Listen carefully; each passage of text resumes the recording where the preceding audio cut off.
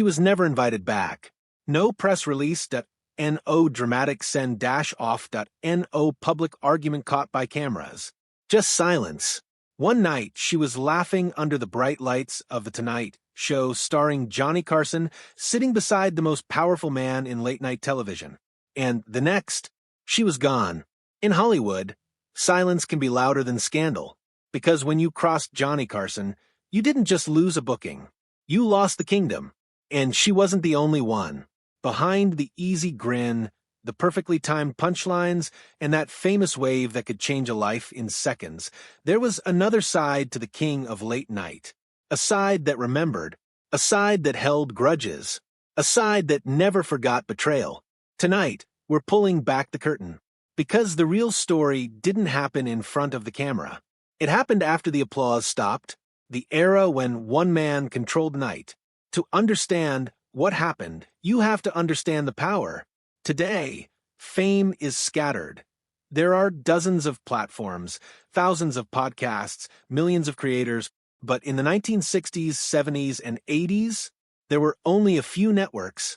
And when the clock struck 11:30 p.m., America belonged to Johnny Carson. Every night, millions of viewers tuned in. Families stayed up just a little longer. Comedians gathered around television sets in small apartments. Actors rehearsed stories in their heads, praying they wouldn't bomb. Because 5 minutes on Carson's stage could mean everything. If you were a stand-up comedian, that appearance wasn't just exposure. It was validation. It meant you had arrived. When Carson laughed, genuinely laughed, the country laughed with him. When he invited you to sit down beside him after your set, that was the moment. That was the Carson wave. And that wave built careers. Just ask David Letterman. Just ask Jerry Seinfeld. They've both spoken about what it meant when Carson approved of them.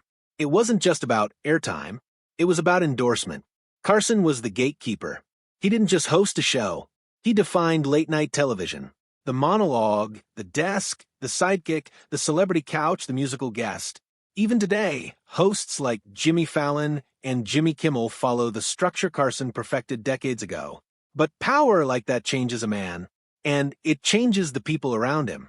Because when one man controls the spotlight, everyone else learns to stay in line. The unwritten rules of Carson's kingdom. There was no handbook, no posted rules backstage, but everyone knew. You didn't interrupt Johnny. You didn't steal the spotlight. You didn't drag a joke too long. You didn't surprise him. And above all, you didn't betray him. Because if you did, you wouldn't be publicly humiliated. You wouldn't be called out. You wouldn't be exposed. You would simply stop being invited. And in that era, that quiet removal could end a career. The scariest part? You often didn't know what you had done wrong. The shift could be subtle. A smile that didn't quite reach his eyes, a joke that landed but didn't get his laugh, a moment where you talked just a little too long. Carson hated losing control. The show had rhythm, precision, timing. It was his stage. And if you disrupted that rhythm, even unintentionally, you might never return. The woman he once called his star. There was one person who seemed immune to all of this. A woman who wasn't just a guest. She was family. Her name was Joan Rivers. When she first stepped onto Carson's stage in the 1960s, she was sharp, fearless, and unapologetically bold in an industry dominated by men. She wasn't polished. She wasn't delicate. She was electric. Carson saw it immediately. After one of her early performances, he turned to the audience and said, "You're going to be hearing a lot about this girl."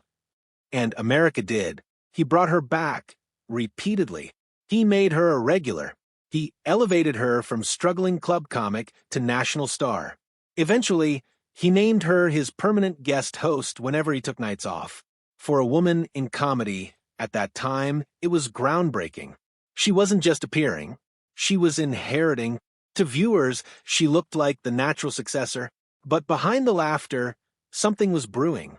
Because power creates ambition. And ambition can look like betrayal to the wrong person. The offer that changed everything. In the mid-1980s, a young, hungry network called Fox Broadcasting Company wanted to compete. They wanted their own late-night show. And they wanted a headline. So they made Joan Rivers an offer. Her own program. She would become the first woman to host a major network late-night talk show. It was historic. It was risky. It was dangerous. And it was the opportunity of a lifetime. There was just one problem. Johnny Carson didn't hear about it from her.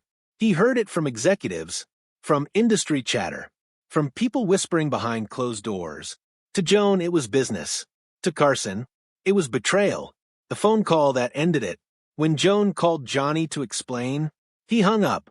When she wrote him letters, he didn't respond. When she tried to reconcile, there was silence. And just like that, she was gone. No more invitations. No more appearances. No tributes. No acknowledgement. For decades, she was erased from The Tonight Show starring Johnny Carson. Clips were rarely shown. Her name wasn't mentioned. The mentor became the exile's gatekeeper. Years later, Joan admitted she never stopped hoping for forgiveness. She called him the most important person in her career. She said she cried when he died, not because television lost a legend, but because she lost the chance to fix what had broken. But Carson never publicly reconciled. The silence lasted until the end. The pattern behind the curtain. Joan wasn't the only one. Carson's reactions weren't explosive. They were controlled.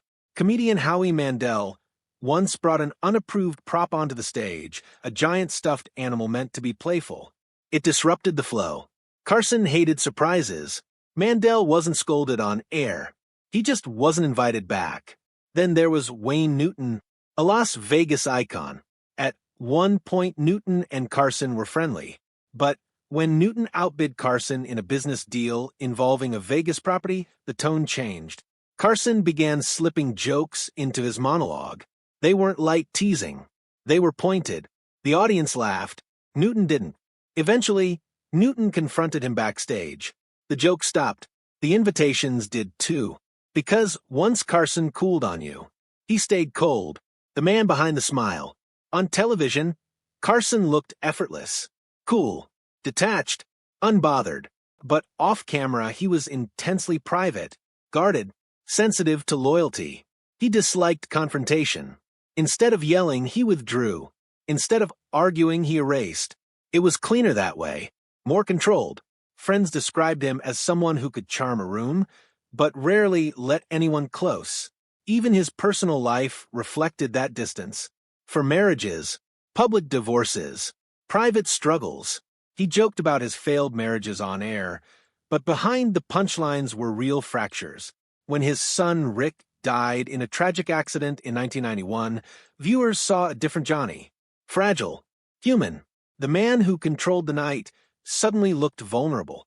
And maybe that vulnerability explains something, because sometimes the more control someone needs on stage, the more fragile they feel off of it.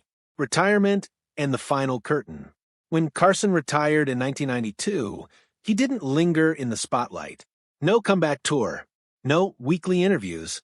No endless guest appearances. He disappeared into Malibu. It was almost poetic. The man who controlled late night for 30 years chose silence as his final act. He passed away in 2005 from complications related to emphysema. Tributes poured in. Comedians credited him for their careers. Hosts honored his influence. But the stories of those who never returned to his stage, those remained quieter. So, why was she never allowed back? The answer isn't explosive. It isn't dramatic. It isn't scandalous. It's simple. She crossed an invisible line. In Johnny Carson's world, loyalty mattered. Control mattered. Respect mattered.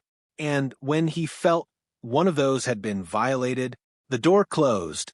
Not loudly, not publicly, but permanently. The legacy of power. Johnny Carson shaped television forever. Every late night host today works in a house he built. But his reign also reminds us of something else. Power without transparency creates fear. Fear creates silence. And silence can erase history. She wasn't banned because she failed. She wasn't banned because the audience rejected her. She was banned because she moved forward without the king's blessing. And in Carson's kingdom, that was unforgivable. Was Johnny Carson protecting his empire? Or was he punishing independence? That debate continues, but one thing is certain. Behind the laughter, behind the monologues, behind the effortless charm, there was a man who ruled the night, and when he turned cold, Hollywood felt it. If you enjoyed this deep dive into late-night history and the untold stories behind the curtain, make sure to like, subscribe, and turn on notifications, because sometimes the real drama doesn't happen on stage. It happens after the applause fades.